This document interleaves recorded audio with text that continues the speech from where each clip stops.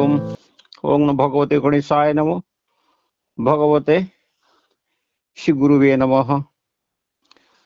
गोटे पद आपण को प्रभु को जनाऊची न देले न दिय प्रभु आखिरे मो परस सबुरी पराणो प्रभु नली भाव हरस सबुरी पराणो प्रभु नली भाव हरस आखि नहीं साखी नहीं साथी काई छुरे रे चोका नयन चा मागे मागुणी रे मागे मागुणी रे।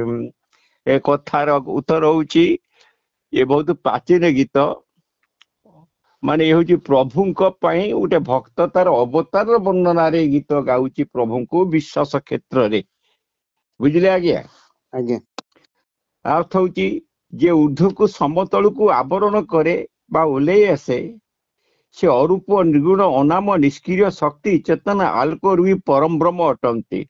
ए स्थूल जगत रे विषय रूपे गुण नाम धारण करी क्रिया करती विशेष दिव्य लीला प्रदर्शन करती जेतेबेले आमे तांकू कहू अवतारी पुरुष कल्कीराम जय श्री कल्कीराम की जय। किंतु उदार अर्थ देखिले पृथ्वी रे जेते जहा स्थापर जंगम सृष्टि समते से अव्यक्त परम ब्रह्मंकर व्यक्त अवतार अवश्य सनातन हिंदू धर्म अवतार शब्द एक विशेष अर्थ रे व्यवहृत होईची। ए विषय कोटि कोटि साधारण सृष्टि वस्तु भितर जो वस्तुटी असाधारण भारत विराट महान परमशाली ता भितर भगवान विशेष शक्ति ऐश्वर्य प्रकट करती कपट होते कारण कहवा कथा बहुत जल्दी झिमिटी खेलू महाभारत आरंभ हम बहुत जल्दी बर्तमान विश्वयुद्ध हम ओडिशा ब्लैक आउट हम आउ बहुत कष्टदायक काम हम से हिसाब से आपन के कहूँ जो विश्वयुद्ध आसुची सी हम 2026 हीराकुद भंग भांगिब आपणकर बैशाख मासरे आउ सी कौन होइची कि माने प्रभु जो एठी मर्तमंडल रे वर्तमान 2025-24 रे जो सब अति अन्याय अति जघन्य हत्याकांड सब गुड़ाक प्रभु आखिरे देखी देखी देखी देखी सही नारी मानकर कष्ट नारी माने पुरुष मान कष्ट एगुड़ा देखी प्रभु कौन कले ताकर जी जोग माया को मर्तमंड को पठेले केबे पठेले आपनकर गोटे बर्तर अमावस्या गला से अमावस्या आगुरु पठेइतले पुरी आउ जने अछंते तांकर दीटी अछंती जन नाउची डांकिनी जन बर्णिनी से खाइबे जोगमाया के संगे से दीटा का आसिनतले से दीटा को एबे ए जो आछि अमावस्या त्रिवेणी अमावस्या से दिन धरापृष्ठ को आसबे आसिक जीवे कौटी की जो सारला बिरजा चर्चिका एमती विमला जो शंकर महा लगी नहीं से पेट को जीवे फिर बिरजा को जाइकरी से कहिबे जे एमती एमती आउ भगवान जगन्नाथ पाखे आम थिलु अली करूँ ये कलिजुग लोक खाया बर्तमान आम आपण जिते सब पीठर अधिकारी गोटे गोटे आपण पाक आस आपको ऑर्डर दिया आम खाइबू एक कथा से कहिबे एक कथा मु कहिनी महाप्रभु को निर्देश मु कहूचे तेणु मोर एटा मोर किसी नहीं एटा अच्युत निर्देश मोर किसी नहीं आर किसी नहीं आपण मन देखि थांतु आपणकर 2025 मध्य भाग रे ता अर्थ मीन जे सरीब चलिए तार 13 दिन भितर विश्वयुद्ध आरंभ हम मीन शनि चलिए किए लिखी 3 किए लिखी 7 किए 13 दाना 5 नाजिका मंत कि जहाँ भी लिखु मार्च मासर 13 दिन पर विश्वयुद्ध आरंभ हम विश्वयुद्ध आरंभ हम से कौन भाव कि आपणकर जी मैंने अच्छी भारत जाक विश्वास कर देखो आपणकर से माने भारत संगे धोखा माने भारत को माने सपोर्ट करेंगे नहीं चाइना तुर्की ईरान ब्रिटिश अमेरिका सबू मिसिकी भारत को पाकिस्तान से भी भारत को आक्रमण करेंगे बुझे आज्ञा ତେଣୁ ୟାକୁ ଦେଖିକିରି ରୁଷିଆ ଆଉ ସମ୍ଭାଳି ପାରିବ ନାହିଁ, ସିଏ ଆସିବ ଭାରତରେ ମିଶିକିରି ଲଢେଇ କରିବ, ବୁଝିଲେ ଆଜ୍ଞା। ତେଣୁ ସିଏ କଣ ହବ, ଯଦି ଲଢେଇ କରିବ ସିଏ ଭାରତ କିନ୍ତୁ ଏ ଯୁଦ୍ଧରେ ହାରିବ, ଆଉ ଭାରତର ବହୁ ଲୋକ ନଷ୍ଟ ହେବେ, ବହୁତ ନରନାରୀ ମରିବେ, ଆଉ ଯିଏ ବଞ୍ଚିବେ ଖାଲି ପ୍ରଭୁ ରକ୍ଷା କର କହିବେ। ଯେତେବେଳେ ଏ କଥା ହବ, ଏବେ 2025 ଆରମ୍ଭ ହବ, ସେତିକି ବେଳେ କଣ ହବ, ପ୍ରଭୁ କଣ କରିବେ, ଯୋଉ ଯୋଗମାୟାକୁ ପଠେଇବେ ପ୍ରଭୁ ନିଜେ ପଳେଇ ଆସିବେ, ଶୂନ୍ୟରୁ ଆସିବେ, ପହଞ୍ଚିବେ। ଏଇଟା 5 ବର୍ଷ ଲାଗିବ, ତୃତୀୟ ବିଶ୍ୱଯୁଦ୍ଧ, ବୁଝିଲେ ଆଜ୍ଞା। ଆଜ୍ଞା, ଏତେ ବର୍ଷ ଲାଗିବାର କାରଣ କହିଦଉଛି, ଯେତେବେଳେ ଦେଶ ମିଳିଗଲେ କିଏ, ଆପଣଙ୍କର ଚୀନ, ଆପଣଙ୍କ ତୁର୍କୀ, ଇରାନ, ଇରାକ, ବ୍ରିଟିଶ, ଜର୍ମାନୀ ସମସ୍ତେ ମିଳିବେ, ପାକିସ୍ତାନକୁ ସପୋର୍ଟ କରିବେ। ଏକା ରୁଷିଆ ଦେଖିବ ସମସ୍ତେ ବୋଲି ସିଏ ଆସି ଭାରତକୁ ସପୋର୍ଟ କରିବ। ତେଣୁ ଭାରତ ଏ ଯୁଦ୍ଧରେ ହାରିବା ନିଶ୍ଚିନ୍ତ। ମାନେ ଏମାନେ ଜାହାଜରେ ସବୁ ବମ୍ ପକେଇ ସବୁ ଲୋକ ବିଧ୍ୱସ୍ତ ହେଇଯିବେ, ବେଶୀ ନଷ୍ଟ ହେବେ କାହିଁକି ଓଡିଶାରୁ, ଓଡିଶାରେ କ୍ଷେପଣାସ୍ତ୍ର ଘାଟି, ଆନ୍ଧ୍ରରେ କ୍ଷେପଣାସ୍ତ୍ର ଘାଟି, ଯୋଉଠି କ୍ଷେପଣାସ୍ତ୍ର ଘାଟି ସେମାନେ ଆଗ ନଷ୍ଟ କରିବେ, ବୁଝିଲେ ଆଜ୍ଞା। ଆଜ୍ଞା, ତେଣୁ ଓଡିଶାରୁ ପ୍ରବଳ ଲୋକ ମରିବେ। ତେଣୁ ଆଜିରେ କଣ ହବ, ଇଏ ଯୋଉ ଯୋଗମାୟା ଆସିଛନ୍ତି, ମୁଁ ଏବିକା 2025 କଥା କହୁଛି, ଆପଣଙ୍କର ବହୁ ଲୋକ ମରିବେ ଯେତେବେଳେ ଚୈତ୍ର ମାସ ଭିତରେ, ସେତିକି କଣ ହବ, ପ୍ରଭୁଙ୍କର ଯୋଉ ଜଗନ୍ନାଥଙ୍କ ହେଉଛି କ୍ଷେତ୍ର ଓଡିଶା, ଓଡିଶାରେ ଦୁଃଖ ପଡିଲା ମାନେ ଜଗନ୍ନାଥ ସହିପାରନ୍ତି ନାହିଁ। ଭକତ ବିକଳ ଦେଖି ଆଦିମୂଳ, ସିଂହାସନରୁ ଓହ୍ଲାଇ, ଶୂନ୍ୟକୁ ଯେ ଯିବେ ଶୂନ୍ୟରୁ ଆସିବେ, ପୃଥିବୀରେ ଯେ ଓହ୍ଲାଇ, ପୃଥିବୀ ଆସିଯିବେ, ଆସିକି କଣ କରିବେ, ଯେପଣଙ୍କର ଯୋଉ ଆପଣଙ୍କର ସତ୍ୟ ଯୁଗରେ, ଦ୍ୱାପର ଯୁଗରେ, ତ୍ରେତୟା ଯୁଗରେ ଯୋଉ ସବୁ ମାନେ ସୋଲ ଅଛି, ତାଙ୍କୁ ସବୁ ଜୀବିତ କରିବେ। କିଏ କାହାକୁ, ଭୀଷ୍ମକୁ କରିବେ, ଦ୍ରୋଣକୁ କରିବେ, ଅଶ୍ୱତ୍ଥ ମଧ୍ୟ ଜୀବିତ ତାକୁ କରିବେ, କର୍ଣ୍ଣକୁ କରିବେ, ଶଲ୍ୟକୁ କରିବେ, ଜୟଦ୍ରଥକୁ କରିବେ, ବେଲାଲସେନ କରିବେ, ପୁଣି ଆପଣଙ୍କର ଅଭିମନ୍ୟୁକୁ ହାରିବେ, ବବ୍ରୁବାହନ ଯିଏ ଭୀମ ପାଖକୁ କରିବେ, ଏକଲବ୍ୟ ତାକୁ ଆଣିବେ, ଘଟୋତ୍କଚ ଭୀମ ତାକୁ ଆଣିବେ, ଏ ସମସ୍ତଙ୍କୁ ଆଣିବେ, ମୁହୂର୍ତ୍ତକ ମଧ୍ୟରେ ପ୍ରଭୁ ଆଣିବେ। ମନେ ରଖିଥାନ୍ତୁ, ଯେତେବେଳେ ଭାରତ ହାରି ଯାଇକି ଲୋକ ମରୁଥିବେ, ସବୁ ମାନେ ଆପଣଙ୍କର ଇଂରେଜ ସୈନ୍ୟମାନେ, ପଠାଣ ମାନେ ବସିକିରି ଝିଅ ବୋଉଙ୍କ ଇଜ୍ଜତ ଦେବେ, ସେମାନେ କଣ କରିବେ, ଆପଣଙ୍କର ମନ୍ତ୍ର ଶକ୍ତି ବଳରେ ତାଙ୍କ ଗୁଳି ଗୁଳା ଜାହାଜ ଆଉ କିଛି କାମ କରିବନି, ଏମିତି ପରମାଣୁ ବମ୍ ବି କାମ କରିବ ନାହିଁ, ବନ୍ଧୁକର ଗୁଳି ଫୁଟିବ ନାହିଁ। ଏଇଟା ହଉଛି ସତ। ଆଜ୍ଞା, ଯେ ନ ଫୁଟିବ, ସେମାନେ କଣ କରିବେ, 2005 ବର୍ଷ ଲାଗିବ, 5 ବର୍ଷ ଭିତରେ ଆପଣ ଶିବ ସମ୍ବତ୍ସର ଅଛି 6 ବର୍ଷ ଯାଏ, ତେଣୁ ସେ କଣ କରିବେ, 2030 ଭିତରେ ଦେଖିଲେ ଆମର କିଛି କାମକୁ ନେଇ ଆମକୁ ହିନ୍ଦୁ ମାନେ ମନ୍ତ୍ର ସବୁ ମାରି ପକଉଛନ୍ତି ତାଙ୍କ ସନ। ଏ ମନ୍ତ୍ରରେ ମାରିବେ କିଏ, ମାନେ ପ୍ରଭୁଙ୍କୁ, ପ୍ରଭୁ ଶୂନ୍ୟରୁ ଆସିବେ, ଶୂନ୍ୟରୁ ଯିବେ, କିନ୍ତୁ ଏଇମାନଙ୍କୁ ନେଇକି ମାରିବେ ମନ୍ତ୍ର ବଳରେ। ଆଜ୍ଞା, ତେଣୁ ମାରିଲା ପରେ ଶତ ସଂଖ୍ୟାରେ ଉଡାଜାହାଜ ସବୁ ମାଟିରେ ମିଶିଯିବ, ପରମାଣୁ ବୋମା ମାଟିରେ ମିଶିଯିବ, ତୋପ ଚାଲିବ ନାହିଁ, ବନ୍ଧୁକ ଫୁଟିବ ନାହିଁ, ଭୟରେ ସେମାନେ ଥରିକି ଲୁଚିବେ ବଣ ଭିତରେ। ଆଉ ପାକିସ୍ତାନ ଦଶା ନଖେଲେ ସରେ, ମାନେ କେହି ଜବନ ରହିବେ ନାହିଁ ବୋଲିକିରି ସେ କହିଛନ୍ତି। ଆଉ ଯିଏ ଆମର ଓଡିଶାରେ ଅଛନ୍ତି ସେ ବି କେହି ରହିବେ ନାହିଁ, କାହିଁକିନା ସେ ମନ୍ତ୍ର ବଳରେ ସବୁ ନଷ୍ଟ ହେଇଯିବେ ବୋଲି କହୁଛନ୍ତି। ତାପରେ ଯୋଉ ଅଷ୍ଟକିଳା ରଇରେ ଯାହାଙ୍କ ମହାଲାଗି ନାହିଁ, ସେମାନେ କଣ କରିବେ, ଯୋଉମାନେ ଅଛନ୍ତି ଏମିତିକିଆ ମାନେ ଅନାର୍ଯ୍ୟ ଅତ୍ୟାଚାର ଲୁଚିକି ଥିବେ, ସେମାନଙ୍କ ବେକ ମୋଡିବେ ଜଙ୍ଗଲରେ ସୁନ୍ଦର ସ୍ତ୍ରୀ ରୂପ ଧାରିକିରି। ବେକ ମୋଡ଼ି ତାଙ୍କ ରକ୍ତ ଶୋଷିବେ। ମୁଁ ଓଡ଼ିଶା କଥା କହୁଛି ଓ ଆଜିର ଖବର କହୁଛି। ଆଜି ଓଡ଼ିଶାର ଭୁବନେଶ୍ୱରରେ ଖୋର୍ଦ୍ଧା ପାଖରେ ଜଙ୍ଗଲରେ ଜବରଦସ୍ତି ଘର କରୁଛନ୍ତି। ତାଙ୍କୁ କଲା ବେଳକୁ ତାଙ୍କ ଯାହା ଜାଗାରେ କରୁଛନ୍ତି ସେ ଲୋକଙ୍କୁ ଗୋଡ଼େଇ ମାରୁଛନ୍ତି। ଆଜି ଖବର କହୁଛି ମାନେ ଇଏ ଯୋଉ ସରକାର ଅଛି ୟାକୁ ନଜର ଦେଖିବା କଥା ଯେ ସେ ସରକାରୀ ଜାଗା କି କାହା ଜାଗା। ସେମାନେ ବାହାରୁ ଆସିଛନ୍ତି, ସେମାନେ ଓଡ଼ିଆ କହୁନାହାନ୍ତି, ହିନ୍ଦୀ କହୁନାହାନ୍ତି, କୋଉ ଭାଷା କହୁଛନ୍ତି ଭାଷା କେହି ବୁଝିପାରୁନାହାନ୍ତି। ମୁଁ ଆଜିର ଖବର କହୁଛି ଆପଣଙ୍କୁ। ଆଜି ହେଉଛି ଡେଟ୍ 22 ଜାନୁଆରୀ। ତେଣୁ ଆପଣଙ୍କର ଗ୍ରାମରେ ଯୋଉ ଦେବତା ଅଛନ୍ତି ଆଉ ଦେବୀ ଅଛନ୍ତି ସେ ସବୁ ଯେ ମନ୍ତ୍ର ବେଳେ ହବ ସେ ଆନନ୍ଦରେ ହୁଳୁଳି ଦେବେ।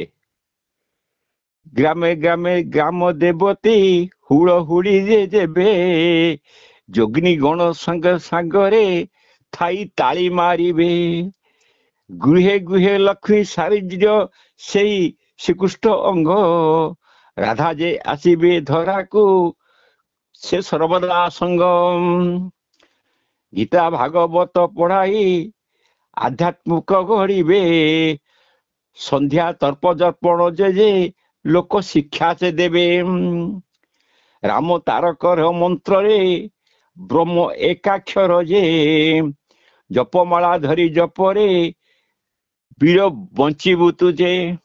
ମାନେ ମୁଁ ତ ଏଗୁଡାକ ସ୍ୱତ ଯାହା ଆସୁଛି କହୁଛି। ମୁଁ ତ ଗୀତ ଲେଖିନି, ଯାହା ଲେଖିଦେଇଛି ଦୈବୀ ଶକ୍ତିରେ ତାହା ହିଁ କହୁଛି।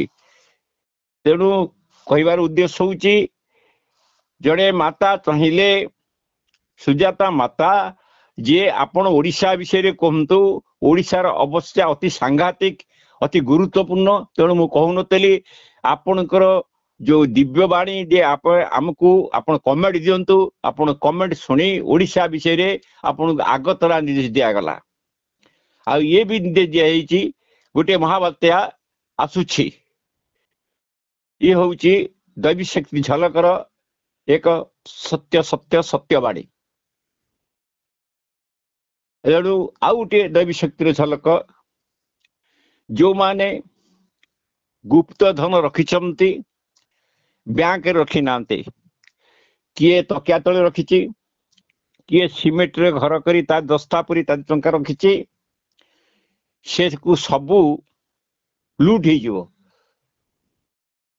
କେମିତି? ଯୋଉମାନେ ବଡ଼ ବଡ଼ ଲୋକ ଯାପରେ ପଇସା ଅଛି, ଗୁଣ୍ଡା ପାଳିଛନ୍ତି, ବନ୍ଧୁକ ଅଛି, ସେମାନେ କିଛି କିଛି ଅଣ୍ଡରଗ୍ରାଉଣ୍ଡ ଘର କରି ବଞ୍ଚିକି ରହିବେ। କିନ୍ତୁ ସାକୁ କେହି ଛାଡ଼ିବେ ନାହିଁ। ବଡ଼ ବଡ଼ ବଡ଼ ଲୋକମାନଙ୍କୁ ଭଗବତୀ ଖାଇବ। ଢାଙ୍କି ରଖିଥିବା ଧନକୁ ବାସୁକି ହରି ନେବ, ତଳ ବାଟେ ବାସୁକି କଣା କରି ହରି ନେଇଯିବ। ହଁ, ଆଉ ଗୋଟିଏ କଥା ଯାହା ନିର୍ଦ୍ଦେଶ କହୁଛି, ଆପଣଙ୍କର ଯୋଉ ରାଶି ହଉନା କାହିଁ, କିନ୍ତୁ ବେଶୀ ରାଶି ଧନୁ ରାଶି କି ସବୁବେଳେ 4-5ଟା 6ଟା 7ଟା ସୋଲ ବୋଇଲେ ମାନେ ମାଙ୍କ ସୋଲ ବା କୋଉ ଦିବ୍ୟ ସ୍ତ୍ରୀଙ୍କ ସୋଲ ମାନେ ତାଙ୍କୁ ଘେରି ରଖିଛି, ତାଙ୍କୁ ବିପଦ ଆସିବାକୁ ଦଉନି। ତେଣୁ ସେମାନଙ୍କୁ କୌଣସି ସୋଲ ଯାହାକୁ କୁହନ୍ତି ଜିନ୍, ସେ ଆଣି ଧନରତ୍ନ ଗଦା କରିବ। ଏଇଟା 20 ନ ଧନୁରାଶି ପାଇଁ କୁହାହେଲା। 21 ନ ସିଏ ଯୋଉ ଧନୁରାଶି ଅଛନ୍ତି ସିଏ ଆଧ୍ୟାତ୍ମିକ ଚେତନାରେ ଉପରକୁ ଉଠିବେ। ତାଙ୍କୁ ଯେତିକି ଦରକାର ସେତିକି ସେ ଦେବୀ ଯୋଗେଇବେ ଗୋଟେ ଦିନ ଆଗରୁ। ଆଉ 19 ନ ଧନୁରାଶି ରାକ୍ଷସ ଗଣ, ସିଏ ମାତାଲ ହେବେ, ମିଛ 100କୁ 110 କହିବେ, କଳକି ଦେଖି ହସୁଥିବେ। ସେ କହିବେ ମୁଁ କଳକି, ମାନେ ସବୁ ତନ୍ତ୍ରିକ ଶକ୍ତି ଧାରଣ କରିଥିବେ। ତତ୍ଵ ଶକ୍ତି ବଳରେ ବେତାଳ ରଖିଥିବେ, ଭୂତ ରଖିଥିବେ, ସବୁ ଲୋକଙ୍କୁ ଲଗେଇକି ତାଙ୍କଠୁ ପଇସା ଆଦାୟ। ତାଙ୍କୁ କଣ କରିବେ? ପ୍ରଭୁ ନିଜେ ମାୟା ରୂପ ଧରି, ଯେମିତି ମୋହିନୀ ରୂପ ଧରି ଅମୃତ ନେଇଥିଲେ, ସିଏ ଆସି ପହଞ୍ଚିବେ, କହିବେ ମୋର ଗୋଟେ କାମ ଅଛି କର। ତାଙ୍କ କାମ ହବନି। ପ୍ରଭୁ ତାକୁ ଅନେକ ଟଙ୍କା ଦେଇଥିବେ, ସେ ଟଙ୍କା ପ୍ରଭୁଙ୍କର ମାୟା, ସେଇଠି ସେ 19 ଧନୁରାଶି ବର୍ବାଦ ଆରମ୍ଭ ହେଇଗଲା। କିନ୍ତୁ ଯୋଉ 20 ଗୋଟେ ଧନୁରାଶି ଗୋଟେ ସିଂହ ରାଶି ଏଇ 2025 ଯୋଉ ମିନଶନି ଚଳିବ, ଏଇ ଦୁଇଟି ରାଶିରେ ଦେବତା କେହି ନାହାନ୍ତି, ଅଧା ଦେବତା ଅଧା ନର। ତେଣୁ ଯେତେବେଳେ ଧନୁରାଶିରେ ଏବେ ତୃତୀୟ ଶନି ଅଛି, ସିଏ ମାର୍ଚ୍ଚ ମାସରେ ବିଦା ହବ, ଚତୁର୍ଥ ଶନି ହେବ, ଚତୁର୍ଥ ଶନି ଶୋଷିବ। କିନ୍ତୁ ସେଠି କଣ କରନ୍ତି, ଗୁରୁ ରକ୍ଷା କରନ୍ତି। କେମିତି, ଯଦି ଗୁରୁ ଡାକିବ, ଚିନ୍ତାମଣି ନାମ ତୋର ଚିନ୍ତିଲା ମାତ୍ର କେ କର ଉଦ୍ଧାର ଗୁରୁଦେବ ହେ ତ୍ରିତାପରୁ ରକ୍ଷା କର ଗୁରୁଦେବ ହେ। ଗୁରୁ ହଉଛନ୍ତି ଇଷ୍ଟ, ଗୁରୁ ହଉଛି ବ୍ରହ୍ମ। ଜଣେ ବିଶ୍ୱାସରେ ଗୋଟେ ଖୁଣ୍ଟକୁ ଗୁରୁ ମାନିଲା, ସେ ଖୁଣ୍ଟ କଥା କହୁନାହିଁ, କିଛି ଦଉନାହିଁ। ଯେମିତି ହିରଣ୍ୟକଶିପୁ ପୁଅ ପ୍ରହ୍ଲାଦ କହିଥିଲା, ଏ ସ୍ତମ୍ଭରେ ଭଗବାନ ଅଛନ୍ତି। ତେଣୁ ଭାଗବତ କିଛି ବିଶ୍ୱାସରେ ମିଳେ ହରି ତର୍କେ ବହୁତ। ତେଣୁ ବିଶ୍ୱାସ ହେଉଛି ବଡ କଥା। ତେଣୁ ଏ ବିଶ୍ୱାସରେ ଏ ଜଗତ ଚାଲିଛି। ବିଶ୍ୱାସରେ ଗୋଟେ ପୁରୁଷ ପର ସ୍ତ୍ରୀ କି ପର ଝିଅକୁ ଭାଇ ସ୍ତ୍ରୀ ବୋଲି ଘଡୁଛି। ବିଶ୍ୱାସରେ ଅନ୍ୟ ଲୋକ କର୍ମ କରୁଛି, ବିଶ୍ୱାସରେ ଲୋକ ପାଦ ବଢଉଛି, ବିଶ୍ୱାସରେ ଲୋକ ପାଣି ଦେଲେ ପିଉଛି, ବିଶ୍ୱାସରେ ଲୋକ କିଏ କଣ ଦେଲେ ଖାଇଦଉଛି। ଏକମାତ୍ର ବିଶ୍ୱାସ ନା। ଆପଣଙ୍କ ମତ କଣ? ଆଜ୍ଞା। ତେଣୁ ମୋର ଏବେ କହିବା କଥା, ସମୟ ମାନେ ଅତି କଦର୍ଯ୍ୟ, ଯାହା ଓଡ଼ିଶା ପ୍ରତି ମାନେ ବହୁତ କଦର୍ଯ୍ୟ, ମାନେ ନ କହି ଭଲ। ତେଣୁ ଯୋଉମାନେ ରାମ ତାରକ ମନ୍ତ୍ର, ବ୍ରହ୍ମ ଏକାକ୍ଷର ମନ୍ତ୍ର, ତାକୁ ତୁରନ୍ତ ଜପିବା ଆରମ୍ଭ କରନ୍ତୁ। ଯେହେତୁ ଶନି ଆସୁଛି, ଶନିଙ୍କର ଇଷ୍ଟଦେବ ଦକ୍ଷିଣ କାଳୀ, ତାଙ୍କ ସାଙ୍ଗରେ ଆଉ ଦୁଇଟି ଅଛନ୍ତି ଛିନ୍ନମସ୍ତା ଧୂମାବତୀ, ତାଙ୍କ ମନ୍ତ୍ର ଜପନ୍ତୁ। ତୁରନ୍ତ ନିଜ ପରିବାରକୁ ରକ୍ଷା କରନ୍ତୁ। ମୁଁ ତ୍ରିବାର ସତ୍ୟ କହୁଛି, ବୁଢା ବ୍ରାହ୍ମଣ, ଯଦି ଆପଣ ଏସବୁ ଧ୍ୟାନ ଧାରଣା ନ କରିବେ, ଆପଣ ତ ମରିବେ, ଆପଣ ସାଙ୍ଗରେ କେତେ ନିରୀହ ଲୋକ ମରିଯିବେ। କାହିଁକି ନା ଯେତେବେଳେ ଆପଣଙ୍କ ସମ୍ମାନୀୟ ଲୋକ, ଆପଣ ଧନ ଅଛି, ରତ୍ନ ଅଛି, ପଇସା ଅଛି, ଗାଡି ଅଛି, ଘୋଡା ଅଛି, ଏଗୁଡା ସବୁ କଣ? ଏଗୁଡା ସବୁ ମିଛ। ଠାକୁର କିଏ? ହେତୁବାଦୀ ଠାକୁର କିଏ? ମୁଁ ରାମାୟଣ ପଢିଛି। ଆଜ୍ଞା, ସେ ଠାକୁରକୁ ଚିହ୍ନିନି। ଠାକୁର ସେ ନିଜେ ନିଜକୁ ନିନ୍ଦା କରୁଛି, ନିଜେ ନିଜକୁ କହୁଛି ସେ ହେତୁବାଦୀ କି? ମୁଁ ଆଜି ହେତୁବାଦୀ ପାଇଁ କହୁଛି। ସେ ନିଜକୁ ନିଜେ କହୁଛି, ନିଜେ ଠାକୁର ନିଜେ କହୁଛି ଲୋକକୁ ଭ୍ରଷ୍ଟ କରିବା ପାଇଁ। ତାକୁ ଭଗବାନ ତିଆରି କରିଛନ୍ତି। ଏ ଲୋକ କେମିତି ଭ୍ରଷ୍ଟ ହୁଅନ୍ତୁ, ଠାକୁର ନ ମାନନ୍ତୁ କି ମରନ୍ତୁ। ଏ ଲୋକ ତାକୁ ଚିହ୍ନି ପାରନ୍ତେ, ଏ ହେତୁବାଦୀ ନିଜେ ଠାକୁର, ତାହେଲେ ହୁଅନ୍ତା। କିନ୍ତୁ ମୁଁ ଚିହ୍ନି ନେଇଛି, ସେ ସ୍ୱୟଂ ଠାକୁର। ସେ ନିଜେ ଠାକୁର, ନିଜକୁ ନିଜେ ନିନ୍ଦା କରୁଛି। ଶ୍ରୀକୃଷ୍ଣ ନିନ୍ଦା କରୁଥିଲେ ନିଜକୁ ନିଜେ, ରାମ ନିନ୍ଦା କରି ନିଜକୁ ନିଜେ ଗୁପ୍ତରେ ରାତିରେ ବୁଲୁଥିଲେ। ଆପଣ ମାନେ ଶୁଣିଥିବେ, ରାତିରେ ବୁଲନ୍ତି। ଆଜ୍ଞା। ତେଣୁ ଏ ଦେବତା ମାନେ, ହେତୁବାଦୀ ମାନେ ସ୍ୱୟଂ ଦେବତା ଲୋକ, ସେ ଆସି ମର୍ତ୍ତମଣ୍ଡଳରେ ଦେବତା ମାନଙ୍କୁ ନିନ୍ଦା କରୁছে। ଲୋକ କେମିତି ହେତୁବାଦୀ ହୁଅନ୍ତୁ, ନିନ୍ଦକରଣ ହୁଅନ୍ତୁ, ଧର୍ମ ଛାଡ଼ନ୍ତୁ। ତେଣୁ ନାଶ ଯିବା ପାଇଁ ହେଇଯିବ ସୁବିଧା। କିନ୍ତୁ ମୁଁ ଭଗବାନଙ୍କ ପ୍ରେରିତ ହୁଆ ଲୋକ, ଆଉ ଭଗବାନଙ୍କର ମୋର କର୍ମ ସରିନି, ଭଗବାନ ମତେ ନେଇନାହାନ୍ତି। କିନ୍ତୁ ଗୋଟେ ଅସଲ କଥା ହଉଛି, ଭଗବାନ ସବୁବେଳେ ସବୁଠାରେ ସୂକ୍ଷ୍ମ ରୂପରେ ବ୍ୟାପି ରହିଛନ୍ତି। ଯେତେବେଳେ ଯେଉଁଠାରେ ଆମେ ତାଙ୍କୁ ସ୍ମରଣ କରିବା ବି, ତାଙ୍କୁ ଡାକିବା, ସେ ଆମ ବା ତାଙ୍କର ଗୁଣ ଲୀଳା କୀର୍ତ୍ତନ କରିବା କି ତାଙ୍କର ମନ୍ତ୍ର ଜପିବା, ଭାବିକିରି ବିଭୋର ହେବା, ସେତେବେଳେ ଆମେ ଆମ ହୃଦୟରେ ତାଙ୍କୁ ଦେଖିପାରିବା ବା ଅନୁଭବ କରିପାରିବା। ତେଣୁ ଉପଲବ୍ଧ କରିବା। ଆମ ଭିତରୁ କେହି ଯଦି ସେପରି ଅତି ପ୍ରଗାଢ଼ ଭକ୍ତ ଅଛନ୍ତି, ତେବେ ମୁଁ ତାଙ୍କୁ ସୂକ୍ଷ୍ମ ଦୃଷ୍ଟିରେ ଦର୍ଶନ କରୁଛି, ତାକୁ ସୂକ୍ଷ୍ମ ନମସ୍କାର କରୁଛି। ଯେମିତି ଆସିଥିଲେ ରାମ, କୃଷ୍ଣ, ବୁଦ୍ଧ, ଯୀଶୁ, ମହମ୍ମଦ, ଦିବ୍ୟ ଆତ୍ମା ମାନେ ରାମକୃଷ୍ଣ ପରମହଂସ, ଅରବିନ୍ଦ, ଯେମିତି ନାନା ଦିବ୍ୟ ଶକ୍ତି ମାନେ ସଂସାରକୁ ଆସିଥିଲେ ନା ନାହିଁ ଭାରତବର୍ଷକୁ? ଆଜ୍ଞା, ଆସିଥିଲେ। ତେଣୁ ସେଇମାନଙ୍କର ଶ୍ରଦ୍ଧାର ସହିତ, ନିଶ୍ଚୟ ସହିତ, ଶୁଦ୍ଧ ଚିତ୍ତରେ ଯଦି ସିଏ ସେଇ ରାମାୟଣ, ସେଇ ଗୀତା, ସେଇ ଭାଗବତ, ଯୋଉମାନେ ଖ୍ରୀଷ୍ଟିଆନ ସେଇ ବାଇବେଲ, ଯୋଉମାନେ ଯବନ ପଠାଣ ସେମାନେ କୋରାନ ସେଇ ପାଠ କରିବେ, ତେବେ ସେ ନିଶ୍ଚୟ ଏ ପ୍ରଭୁଙ୍କୁ ଦର୍ଶନ କରିବେ, ଏ ବିପଦରୁ ବଞ୍ଚି ରହିବେ, ତାଙ୍କର କିଛି ଅନିଷ୍ଟ ହେବ ନାହିଁ। ତେଣୁ ବାକ୍ୟରେ ଭଗବାନଙ୍କର ଶକ୍ତି ଚେତନା ନିହିତ ରହିଛି। ମନେ ରଖିଥାନ୍ତୁ, ବାକ୍ୟରେ ଭଗବାନଙ୍କର ଶକ୍ତି ଓ ଚେତନା ନିହିତ ରହିଛି। ଏଗୁଡିକ ସାଧାରଣ ଶବ୍ଦ ବା ବାକ୍ୟ ନୁହେଁ, ମୁଁ ଯାହା କହୁଛି ଆପଣଙ୍କୁ।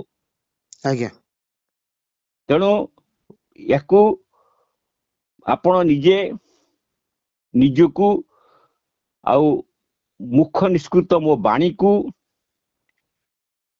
ବିଶ୍ୱାସ କରନ୍ତୁ, ଆସ୍ଥା ରଖନ୍ତୁ, ପ୍ରତ୍ୟୟ ହୁଅନ୍ତୁ, ସୁରକ୍ଷା ଦିଅନ୍ତୁ। କଲ୍ୟାଣର ବୀଜ ଏ ବାଣୀରେ ନିହିତ ରହିଛି। ତେଣୁ ଏଇ ବାକ୍ୟ ଗୁଡ଼ିକ ପ୍ରତି ଆପଣ ସ୍ୱଚିତ୍ତରେ ନିଜର ବିବେକ ଖଟେଇ କିପରି ଭାବରେ ଲେଖି ମୁଁ ଲୋକମାନଙ୍କୁ ଦେଲେ ଲୋକମାନେ ଆକୁ ପଢିବେ ବା ଶ୍ରଦ୍ଧାରେ ଶୁଣିବେ, ପାଳନ କରିବେ। ତେଣୁ ଗୋଟିଏ ପଦ କଥା କହୁଛି, ଆରେ ଡାକ ଦେବେ ଚଣ୍ଡୀ ଚାମୁଡା, କମ୍ପି ଉଠିବ ବଇ ଗରିବେ ସଂସାର ଜନ ଯେ, ଗ୍ରାମେ ହୁରି ପଡହି, ଆରେ ଡାଙ୍କିଣୀ ମୁହେରେ ପଡିବେ, ଡର ଘୋଷି ଆସିବ, ଢାଙ୍କି ରଖିଥିବା ଧନକୁ ବାସୁକି ହରି ନେବ। बोल राम दे कवार, हरि हरि बोलो, हरि हरि बोलो। श्री राम जय राम, संकट मोचन जय मल, बोल श्यामल रामचंद्र जी, पवन सुत हनुमान, उमापति महादेव, संत कबीर किंग राम रामायण नमः। गंगे हर, नर्मदे हर, जटा सकरे हर, पार्वती पते हर हर महादेव।